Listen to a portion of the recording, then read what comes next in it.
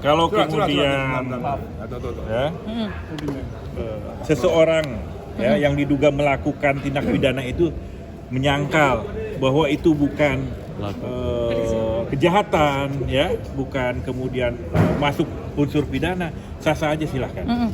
Tapi kenyataannya hari ini perkara ini sudah naik sidik. Apa artinya? Dari penyelidikan sudah naik ke tingkat penyidikan. Apa artinya itu? Bahwa di situ sudah ada diketemukan memang ada unsur pidana, ya kan? Untuk selanjutnya apa tahapan berikutnya? Tahapan berikutnya setelah bahwa diduga ditemukan unsur pidana, maka akan ada tersangka siapa yang melakukan tindak pidana. Baik. Jadi sudah sampai situ. Jadi kalaupun mau kemudian mengklarifikasi bahwa dia tidak melakukan kejahatan dan sebagainya, itu sah saja, biasa. Orang-orang yang ya penjahat saja yang membunuh, yang mencuri, kan kadang-kadang tidak mengakui. Jadi nggak apa-apa, ya. Yang selingkuh juga Nggak apa-apa. Yang penting itu proses hukum berlanjut dan penyidik melakukan proses penyidikan dengan cukup baik. Nah, ingin saya sampaikan begini ya, ini adalah jurnal internasional, ya. Nih lihat, ini saya akan bagikan ke teman-teman media. Ini adalah jurnal internasional yang ditulis oleh Profesor Andika, ahli forensik linguistik. Profesor ahli forensik linguistik. Hanya beberapa gelintir orang di Indonesia yang bergelar Profesor ahli forensik linguistik. Dalam hal ini Profesor Andika Duta Bahari. Dia menulis di jurnal internasional tentang perkara ini, yang pada intinya ya perkara tentang bullying terhadap Safia yang dikemas oleh sisi akademis, dugaan bully yang tapi dikemas oleh satu otoritas kewenangan kompetensi sebagai psikolog. Ini akan saya sampaikan ke teman-teman media. Silahkan kalau yang nggak ngerti bahasa Inggris translate, ya. Saya ngerti kok. Pasti ngerti dong. Ini canggih-canggih ini teman media. Saya akan kasihkan ini jurnal internasional. Bukan hanya dibahas di tingkat lokal nih, Mas. Jadi pembahasan di internasional, ya. Di apa namanya? Dalam forum jurnal internasional cyber kriminologi. Luar biasa. Silahkan. Dia sudah menulis bahwa ini adalah kejahatan yang terselubung. Ya. Kan kejahatan kekerasan itu bukan hanya fisik, tapi dan ini menjadi bagian bukti juga yang kita lampirkan nanti untuk kepolisian. Jadi begitu. Nah, kemarin saya lihat tuh di media ada kuasa hukumnya bilang bahwa kalau kemudian tidak ingin dikritik jangan jadi pejabat. Jadi nggak nyambung. Nggak nyambung. Ini soal seseorang yang diduga melakukan tindak pidana kejahatan kekerasan psikis terhadap anak di bawah umur, bukan soal Ahmad Dhani sebagai pejabat publik. Jadi nggak nyambung, ngawur. Logika hukumnya logika hukum yang terkilir, ya, nggak nyambung. Kok kalau ingin jadi pejabat harus siap kritik? Mas Dhani ini udah anti kritik, dia bully proof, bukan hak kritik lagi. Dibully aja udah kebal, nggak ada masalah. Saya yakin bukan hanya sedang sekarang menjabat, sebelumnya juga udah terbiasa. Public figure, kritik, iya sering, ya kan? Dibully juga, iya biasa, nggak ada masalah, ya. Tapi kalau kemudian ada kejahatan terhadap keluarga, apalagi anaknya di bawah umur, tentu ini akan kemudian kita proses secara hukum, kita akan selesaikan, gitu. Itu ya.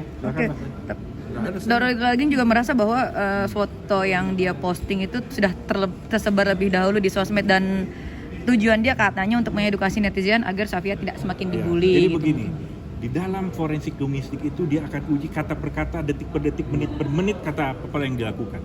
Sehingga di sini dikatakan kejahatan yang terselubung.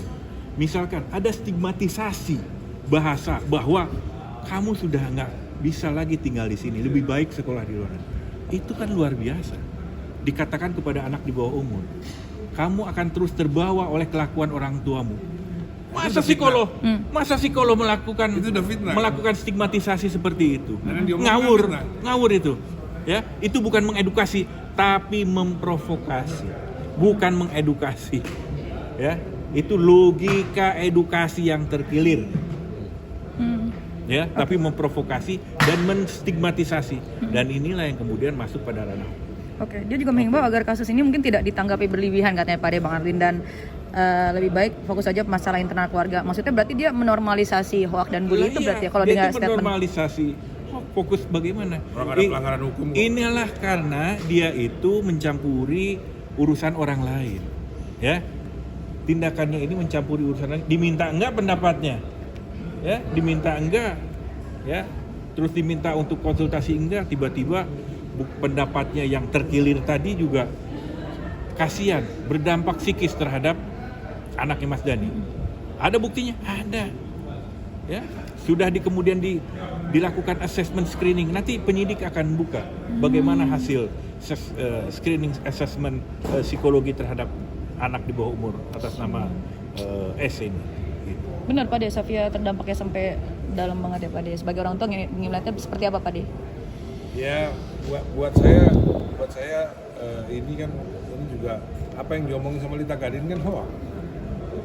Apa dasar Lita Gading berbicara soal masalah keluarga itu, apa dasarnya? Yang diomongin semua hoax. Gitu. Jadi tidak hanya melakukan pembulian terhadap Safia, tapi semua yang diomongin itu hoax, semua nggak ada buktinya gitu. Buktinya cuman media sosial gitu loh. Tidak ada bukti-bukti konkret. Dia menyampaikan bahwa apa yang sudah dilakukan orang tuanya ini berdampak. Memang apa yang sudah dilakukan orang tua? Apa yang saya lakukan? Apa memang? Kejahatan apa? Kejahatan apa yang saya lakukan? Kan ini hoax, ini hoax framing kejahatan, dan inilah yang harus dibasmi. Ya. Inilah yang kemudian harus kita lawan. Nggak boleh kita permisif dan mafhum menormalisasi hal-hal begini. Lawan proses hukum agar kemudian menjadi presiden dan efek jerat, ya, sehingga kemudian anak-anak tumbuh ya menuju Indonesia emas ini, anak-anak yang mentalnya kokoh kuat, yang kemudian tidak terdampak hoax, psikologinya sehat. Apalagi atasnamakan psikolog. Harusnya psikolog ini membantu peran pemerintah memperkokoh mentalitas anak menuju Indonesia emas, bukan kemudian membuli, bukan kemudian menstigmatisasi, ya kan, mendiskreditkan. Jadi urusan pejabat publik adalah urusan daripada pekerjaan publik. Nggak ada hubungannya sama rumah tangga saya. Oke, untuk sebagai orang tua Pak De, mungkin tadi selain dilakukan asesmen terhadap Safia, ini kan Safia yang paling terdampak ya Pak De, apalagi usianya dia rentan ya. Apa sebagai orang tua Pak De tindakannya untuk melindungi? Ya, saya harus memberikan pengertian tentang kehidupan yang memang sudah terlanjur normal ini, hoax menjadi normal, sehingga jadi saya harus memberikan pengertian bahwa orang jahat ternyata di mana-mana. Makanya saya menyebut di Instagram saya, apa itu deterjen 78? Ya. Deterjen 78 itu ya orang-orang yang tidak punya adab, orang-orang yang berpotensi melakukan pelanggaran hukum, membuli anak kecil, itu deterjen 78. Menyebarkan hoak itu deterjen 78, atau menciptakan hoak, membuat karya hoak dalam media sosial, mencomot berita ini kasih judul ini gitu ya, itu juga deterjen 78 gitu. Jadi saya kasih tahu Via bahwa memang ada banyak penjahat di dalam dunia maya, ya, dalam dunia medsos itu ada penjahat banyak. Jadi kamu harus paham berita ini ya. Ini di Instagram saya adalah Instagram Captionnya jelas lah ya. yang paling banyak view-nya. Berapa view-nya? 24 juta. Waktu itu dalam sehari 20 juta. Dalam sehari view-nya 24 juta. 20 juta ya. Gara-gara konten saya ini, Instagram saya dihack. Gara-gara konten ini nih. Karena 20 juta view, dalam sehari view-nya 20 juta. Yang likes berapa coba? 222.000 ya.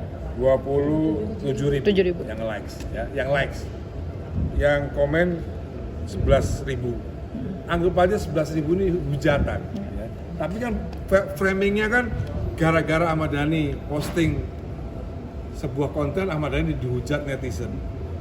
Jadi ini sebenarnya framing dari sebuah media. Saya nggak tahu media abal-abal atau media, saya nggak yakin kalau sekelas Kumparan atau sekelas yang mainstream ya, saya nggak yakin berbuat seperti itu. Tapi media-media yang abal-abal, yang beritanya akhirnya Ahmad Dhani menuai hujatan setelah memposting video soal ini ya, Padahal yang likes lebih banyak.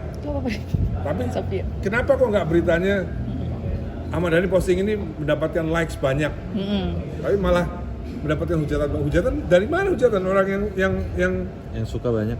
yang suka lebih banyak daripada yang komen gitu. Saya- Taruhlah semua yang komen ini hujat gitu, tapi berapa persen? Nggak sampai 0,5%. Tapi media memframe-nya Ahmad Dhani menuai hujatan. Makanya saya tuh kadang-kadang bingung. Kalau tanya Mas Dhani,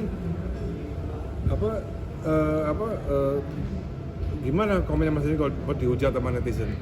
Ya yang likes lebih banyak daripada yang hujat gitu loh.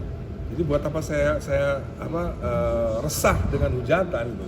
Yang hujat itu 0,5%, yang likes 100% gitu. Kena mental nggak sih mungkin Pak Des? Oh enggak, saya ini bullyproof. Tapi untuk Via, Nah untuk Via saya harus, Pasang untuk badan. Via saya harus kasih pengertian. Ya. Harus saya kasih pengertian supaya dia kuat. Kalau enggak, ya dia nggak kuat lah. Iya. Gitu. Oke. Saya Oke, harus ya. berusaha kuat supaya Via kuat. Oke. Berarti waktu di rumah sakit sempat